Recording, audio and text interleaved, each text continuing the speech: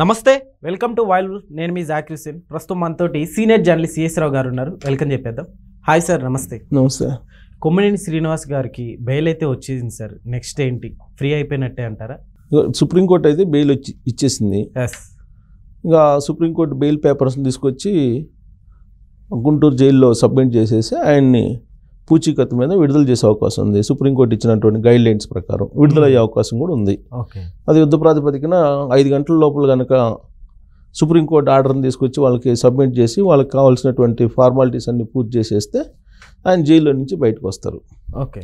అయితే ఇక్కడ కొమ్మినేని శ్రీనివాస్ గారు కానీ లేదా A1గా ఆ కేసులో ఉన్నటువంటి కృష్ణంరాజు గారు కూడా ఇప్పుడు గుంటూరు జైల్లోనే ఉన్నారు.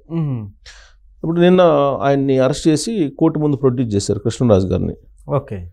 అలాగే కొమ్మినేని గారిని అంతకుముందే ఆయన అరెస్ట్ చేసేసి గుంటూరు జైల్లో ఉంచారు. జడ్జి రిమాండ్ ఇది ఇచ్చారు కాబట్టి దాన్ని ఛాలెంజ్ చేస్తూ ఆయన బెయిల్ తీసుకొచ్చుకున్నారు. సుప్రీంకోర్టుకి వెళ్ళి బెయిల్ పిటిషన్ వేసి బెయిల్ తీసుకొచ్చుకున్నారు. సరే, ఈ ఎపిసోడ్లో వాళ్ళు రిగ్రెట్ ఫీల్ అవుతున్నారా అటు కొమ్మినేని గారు కానీ లేదా కృష్ణరాజు గారు కానీ అనేది ఒక పెద్ద చర్చ. సాక్షి యాజమాన్యం మొత్తం ఈ కేసులో రాజధాని ప్రాంతాన్ని వేశ్యలతోటి పోలుస్తూ, వేశ్య రాజధాని అని పోలుస్తూ వాళ్ళు చేసినటువంటి కామెంట్స్, A1గా ఉన్నటువంటి కృష్ణరాజు గారు చేసిన కామెంట్స్, ఆయనకు మద్దతు ఇచ్చినటువంటి కొమ్మినేని గారి వ్యవహారం, యాంకరింగ్ వ్యవహారం, అలాగే వీళ్ళిద్దరికీ ఒక వేదికను ప్రొవైడ్ చేసినటువంటి సాక్షి, ఈ మూడింటిని ఆ కేసులో పెట్టడం జరిగింది. ఓకే సార్, అసలు వీళ్ళలో ఏమైనా పశ్చాత్తాపం ఏమైనా కనిపిస్తుంది అంటారా? ఇప్పుడు జడ్జి అడిగినటువంటి ప్రశ్నలకు వీళ్ళు ఇచ్చినటువంటి రిప్లై కానీ లేదా రిమాండ్ రిపోర్ట్లో పోలీసులు పొందుపరిచినటువంటి అంశాలను కానీ పరిశీలిస్తే వీళ్ళిద్దరూ రిగ్రెట్ ఫీల్ అయినట్టు కనిపించట్లా. ఓకే. సహజంగా ఏంటంటే రిగ్రెట్ ఫీల్ అయినట్టు మనకు కనిపించాలి. బట్ రిగ్రెట్ ఫీల్ అయినట్టు వాళ్ళు కనిపించకపోగా కొమ్మినేని శ్రీనివాస్ గారు అరెస్ట్ సందర్భంగా ఏమన్నారు, 70 ఏళ్ళ వయసు ఉంది నాకు, 40 సంవత్సరాలు జర్నలిజం చేశాను, ఇంత అనుభవం ఉన్నటువంటి తననే పోలీసులు అరెస్ట్ చేస్తారా, ఈ ప్రభుత్వం మీడియా స్వేచ్ఛను హరించి చేస్తుంది, చంద్రబాబు నాయుడు గారికి నా మీద కక్ష ఉంది, కోపం ఉంది, ప్రతీకారం తీర్చుకుంటున్నారు అని చెప్పి ఆయన భావాన్ని వ్యక్తం చేశారు. చంద్రబాబు నాయుడు గారు ఒక రాష్ట్రానికి ముఖ్యమంత్రి, ఒక దేశానికి అప్పట్లో వాజ్పేయి గారు ప్రధానమంత్రిగా ఉన్నప్పుడు ఈయన నడిపించారు, ఒక దేశంలో ఉన్న ప్రభుత్వాన్ని నడిపించారు. సుదీర్ఘమైనటువంటి అనుభవం ఉంది చంద్రబాబు నాయుడు గారికి. స్పీకర్ని, రాష్ట్రపతుల్ని ఎంపిక చేసినటువంటి లీడర్ ఆయన చంద్రబాబు నాయుడు గారు. అలాగే ఆయన పొలిటీషియన్గా హయ్యెస్ట్ పొజిషన్కి వెళ్ళినటువంటి చంద్రబాబు నాయుడు గారు. అసలు కొమ్మినేని శ్రీనివాస్ గారి మీద ప్రతీకారం తీర్చుకోవాలని చెప్పి చంద్రబాబు నాయుడు గారికి ఎందుకు ఉంటుంది? అసలు పొంతనే లేదు. అసలు ఎందుకు ఉంటుంది? ఇప్పుడు ఎవరైనా ఒకవేళ విరోధం పెట్టుకోవాలన్నా సమఉజ్జీలతో పెట్టుకుంటారు. చంద్రబాబు నాయుడు గారికి ఆ పరిపక్వత ఉంది అని నాకు తెలుసు. కొమ్మినేని గారు ఏంటి, ఒక సీనియర్ జర్నలిస్టు, అంతే కదా. సరే, 40 సంవత్సరాల ఎక్స్పీరియన్స్ ఉంది అనుకున్నాం. ఆయన చెప్పేటువంటి మాటల్లో నాకు అనిపించినటువంటి అబద్ధం ఏంటంటే, చంద్రబాబు నాయుడు గారు ఈయన్ని చాలా నుంచి తీసేశారు అప్పట్లో అనేది బాగా ప్రచారం చేశారు ఈ మధ్య చాలామంది. ఓకే. నాకు తెలిసినంత వరకు ఏ రోజు కొమ్మినేని గారిని ఛానల్లో నుంచి తీసేయమని కానీ చంద్రబాబు నాయుడు గారు అసలు ఆయన గురించి పట్టించుకున్నటువంటి దాఖలాలు కనిపించాల నాకైతే. ఓకే. ఎందుకు చెప్తున్నాను ఈ మాట అంటే, నేను ఎన్టీవీలో ఉన్నప్పుడు ఈయన కూడా బ్యూరో చీఫ్, నేను కూడా అక్కడ పనిచేశాను. ఓకే. అంతకుముందు నేను వార్తలో ఓ పత్రికలో పనిచేస్తుంటే ఈయన ఆంధ్రజ్యోతిలో పనిచేసేవాళ్ళు. అక్కడి నుంచి నాకు పరిచయం. సరే, ఆయనకి తెలుగుదేశం పార్టీ చంద్రబాబు నాయుడు గారు ముద్ర ఉండేది. ఈయన ఎక్కడైనా కనిపిస్తే చంద్రబాబు నాయుడు గారు వచ్చినట్టు చాలామంది కామెంట్లు చేసుకునేవాళ్ళు. అవును సార్. ఓకే. సో అలాంటి పరిస్థితి నుంచి ఆయన ఎన్టీవీకి వచ్చారు. సరే, ఎన్టీవీలో ఫస్ట్ టైం ఎన్టీవీలో ఎందుకు ఆయన బయటకు రావాల్సి వచ్చింది, దాంట్లో చంద్రబాబు నాయుడు గారి పాత్ర ఉందా అనేది ఆయనే చెప్పాలి. ఆయన అబద్ధాలు చెప్తున్నారు. నేను అనుకోవట్లా ఆయన అబద్ధాలు చెప్తాడని, కానీ ఆయన అబద్ధాలు చెప్తున్నారు. నాకు తెలుసు, నేను ఎన్టీవీలో ఉన్నప్పుడు. సరే, నా ఎన్టీవీలో నుంచి ఫస్ట్ నేను బయటకు వచ్చాను. ఆ తర్వాత ఆయన నేను బయటకు వచ్చి TV5లో జాయిన్ అయ్యాను. ఆయన ఆ తర్వాత నేను వచ్చిన 5 నెలలకు 6 నెలలకు ఎన్టీవీ నుంచి బయటకు వచ్చి ఆయన కూడా టీవీ5కి వచ్చారు. సో కాబట్టి ఆయన ఎన్టీవీ నుంచి తీసేసిన దాంట్లో చంద్రబాబు నాయుడు గారి పాత్ర ఎక్కడుంది? నాకు తెలుసు లేదని, చంద్రబాబు గారి పాత్ర లేదని. అది పచ్చి అబద్ధం చెప్తున్నారు ఆయన. అసలు చంద్రబాబు నాయుడు గారు ఉండే పొజిషన్కి ఈయన ఉండే పొజిషన్కి అసలు ఎందుకు కంపేర్ చేసుకుంటున్నాడు ఈయన? ఇప్పుడు నేనున్నానండి, నేను ప్రధానమంత్రి నరేంద్ర మోడీ గారు నన్ను ఉద్యోగుల నుంచి తీసేసాడని అంటే అర్థం ఉంది ఏమన్నా? అర్థం ఉండదు కదా. రకరకాల కారణాలతోటి ఆ ఆర్గనైజేషన్స్లో రకరకాల ప్రాబ్లమ్స్ తోటి మేనేజ్మెంట్ వద్దన్నా మనం వెళ్ళాలి, మనం వద్దనుకున్నా ఆ ఆర్గనైజేషన్ నుంచి రావాలి. ముళ్ళు ఆకు మీద పడ్డా, ఆకు ముళ్ళు మీద పడ్డా ఆకుకే ఇబ్బంది, ముళ్ళుకేం ఇబ్బంది ఉండదు. సో అదేవిధంగా కొమ్మినేని గారి గురించి నాకు తెలిసినంతవరకు ఆయన పట్టించుకోరు. ఎందుకంటే ఆయనకుండే బిజీ, ఆయన పాలిటిక్స్, ఆయన పార్టీకి సంబంధించిన వ్యవహారాలు వీటిలో బిజీగా ఉంటారు. ఓకే, ఇప్పుడు కొమ్మినేని గారు జర్నలిస్ట్గా ఎలా బిజీగా ఉంటారో ఆయన బిజీలో ఆయన ఉంటారు. XYZ గురించి పట్టించుకునే అంత ఉండదు ఒకటి. రెండు, చంద్రబాబు నాయుడు గారి గురించి చాలామందికి తెలిసిన అంశం, నాకు కూడా తెలిసిన అంశం, ఆయన కక్షపూరితంగా ఎవరిని వెంటాడరు ఒకటి.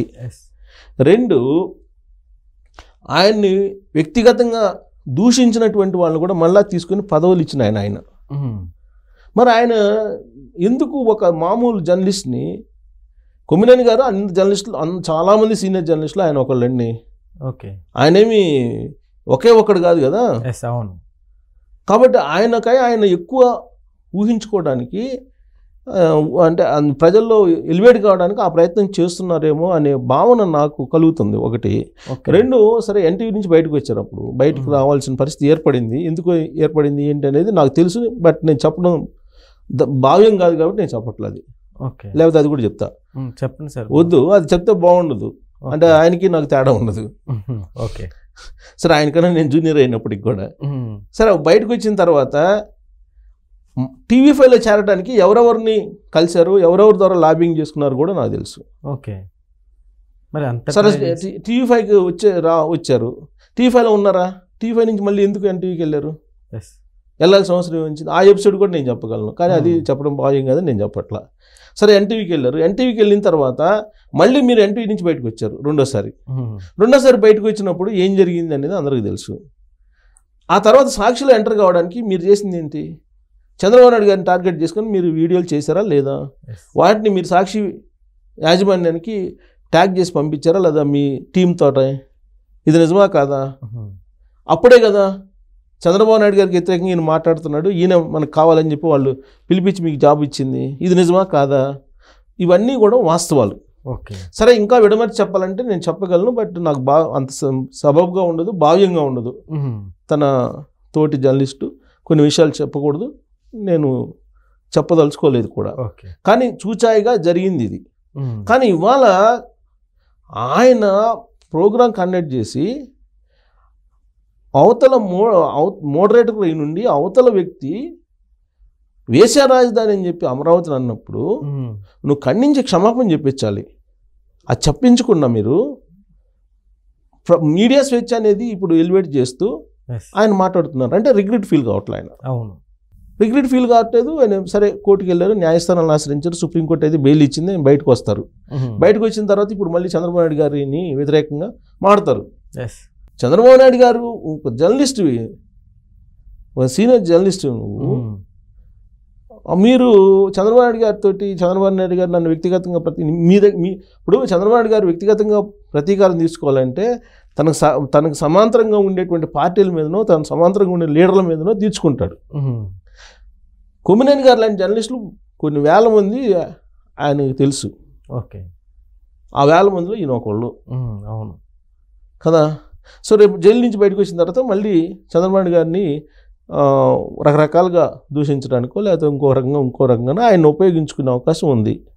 మరి ఆయన బయటకు వచ్చి ఎలా వ్యవహరిస్తారనేది మనం వెయిట్ అండ్ సీ. ఒకటి. రెండు, కృష్ణరాజు గారిని కోర్టుకు హాజరుపరిచినప్పుడు అక్కడ జడ్జి అడిగిన ప్రశ్న ఏంటి? మీరు ఉద్దేశపూర్వకంగా ఈ వ్యాఖ్యలు చేశారా లేదా? ఇప్పుడు రిమాండ్ రిపోర్ట్లు ఏం చేశారు? రిమాండ్ రిపోర్ట్లో పోలీసులు వీళ్ళిద్దరి మీద వీళ్ళు కావాలని కుట్రపూర్తిగా చేసినటువంటి కార్యక్రమం ఇది అని చెప్పి వాళ్ళు రిమాండ్ రిపోర్ట్లో పొందుపరిచారు. దాని మీద జడ్జి అడిగారు. జడ్జి అడిగినప్పుడు మీరు కాముగా ఉన్నాడు